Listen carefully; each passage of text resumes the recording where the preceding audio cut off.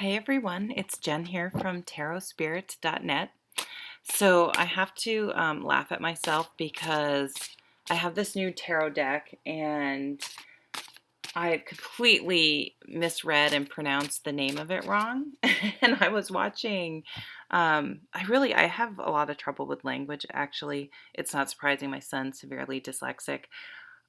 I realize I've learned to read just by looking at the words. I like sounding out words still is really difficult to me. So for whatever reason, I switched the I and the D. Whoops. And I think I said Japaridze, but it's I don't even know how to pronounce it. I was watching Carrie at Happy Fish Tarot, and she said the name of this deck, and I was like, what did she just say? And it made me go look at the deck. So I'm going to try to pronounce it, but I totally mutilated this poor artist's name, and I apologize. And I'm not an art person, so I'm not familiar. I wasn't familiar with her before this deck, but anyway, we got to be able to laugh at ourselves, right?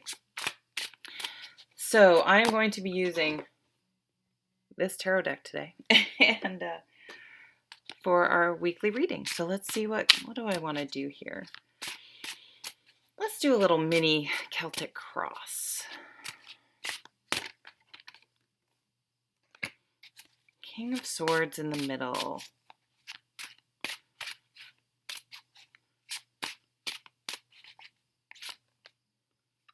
Queen of Cups, that's quite a combination. Head and the Heart. Seven of Wands. Seven of Gardens.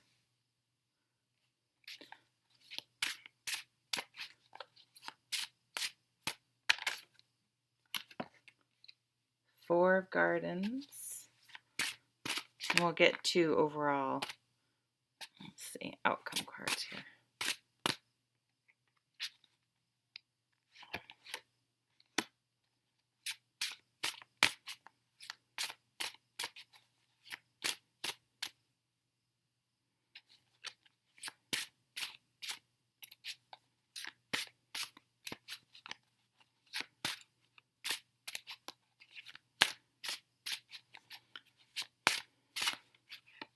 There we go.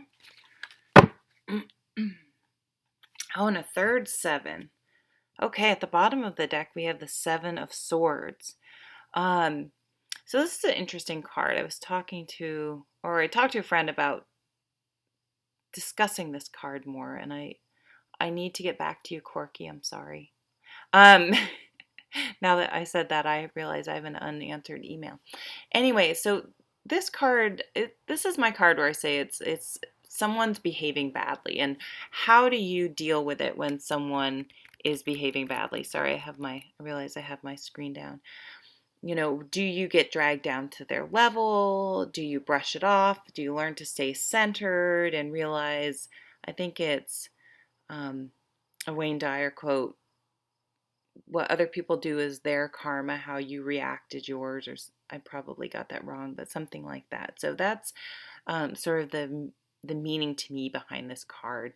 But it can also mean looking, because it's sort of a sneaky card or sort of a going in the back door type of card, that this week it may require you, instead of sort of bursting through the front door and saying, hey, I need this or this needs to change, you may need to finesse it a little, find a back way in, find a you know, a different way of approaching a situation.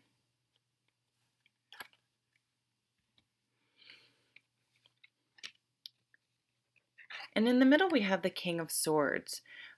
So part of you is going to be very much like, here are the facts, laying it out, cutting away all the bullshit. Here's where we are. Let's deal with this head on, and with the information we have. But then the Queen of Cups comes along and says, okay, I understand those are the facts, but there are still other issues and levels of the situation that we need to be aware of and be sensitive to. So that's tying in nicely to that Seven of Swords, where it's like, yep, okay, you're right, but to be successful, we may need to approach it in a gentler, different way to be able to get the results that we want. So what had been a focus is the Seven of Wands, and that's defending ourselves without being defensive. Um, so these are situations where you just want, it's that duality again between you're very passionate about what you believe and where you're coming from. And this was the theme of last week. How do we get that across, that message across, without having it get diluted in emotions? So you can't go from, oh, well, I can't be emotional because then I'll lose the message. But if you're too factual, then you lose the the heart and soul and the human factor. So it's a balance. We're looking for a balance. We're looking for a way to express ourselves, to deal with a situation where the facts and the emotional aspect both get equal weight.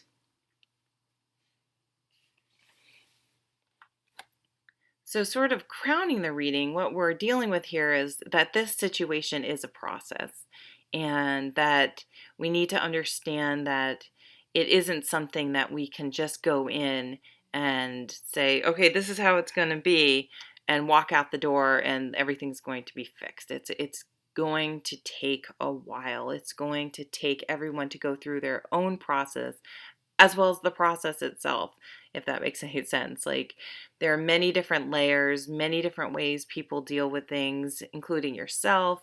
The situation may have, lots of different stages that it has to go through before it can be resolved or start changing. The card does call for patience, but more than that, it calls for an understanding of that there are just some things you can't rush, and to accept that, a feeling of acceptance and understanding that that must happen, and it kind of releases you from the anxiety and worry and frustration that things aren't happening fast enough. And so use this time, this downtime when things aren't happening, to make sure you're prepared, work on other things, staying calm and centered, and then when the time for action is right, you're going to be better prepared. Now, coming into focus at the moment is the Four of Gardens. And this is my card about boundaries. Traditionally, it shows, usually a man holding on to his pentacles, his coins, and he's like clutching them, like, I don't want anyone to get what I have, get my things. It's about, so his boundaries are incredibly strong. And I always like to bring up the Anna Kay Tarot because her depiction is so wonderful. It shows this man, and he has like bags of money and his coins and this stuff. And he's hunkered down on the ground, like hovering over his material things. And there's a stone wall behind him, and his family's on the other side, and they look sort of cold and shut out. So making sure that your boundaries are strong and clear enough that people are respecting them, but not so strong and clear, not so clear and impenetrable that you exclude other priorities that should not be excluded. So making sure, again, another card of balance, making sure that it's not sort of all or nothing. That balance again, not all or nothing. How do we get this? How do I get my idea across? Do I affect the change that I want to manifest? But how do I do it in such a way that I'm still marrying the head and the heart, and I'm putting up respectful boundaries, but not to the point of exclusion? Everyone's being heard, that type of situation. So it's going to take a lot of, manipulating, and not in a negative way, but in a skilled way. In a skilled way. I'm going to leave it at that. So here are a couple overall cards. The Hierophant. So lots of spiritual lessons coming in, lots of wisdom, lots of little, either big or little aha moments where you start to really start understanding how the world works. You're gaining wisdom, more understanding, and how you interact with other people and your world, yourself. It, this situation is teaching you a lot. You a lot. That's probably the bottom line of this card. You're going to gain an incredible amount of wisdom and growth by going through the situation where it's not clear cut, and there's a lot of, what's the word, recalibration, like reassessing and tweaking and finesse required. It's an active process. Even though we have this sort of passive card of patience, you're still, you can't force, but you still have to keep it going. You know, this card's often depicted as the farmer, who gets the soil ready and plants the crops, but he has to, even though he can't force them growing, he has to make sure they're watered. He keeps deer and pests away. They get enough sun, but not too much sun, and he's making sure that he picks them when they're ripe. So there's still active things that need to be done, but they can be done in a grounded, centered, calm way. Oh, and the Three of Gardens. So for a lot of you, this is going to be at work. So how you handle the situation is more important than the outcome. Okay, so staying calm, staying open, staying good communication, being compassionate but not dramatic, looking at the facts but understand there's always a human factor in the work. I'm really feeling this is a work environment, but it doesn't have to be. I mean, this could be a situation in the home, anything. But people are watching, and people, not only are you going to gain wisdom, but other people are going to learn from how you're conducting yourself. So whether they learn more about you or they even learn some lessons about themselves about how to handle things, people are watching you and learning from you. So don't ever underestimate your actions and the power of your actions and your behavior, because you never know who might be watching, whether it's a child, a coworker, a boss, anyone that is in your environment you could potentially influence. So make sure that your actions are true and with good intentions.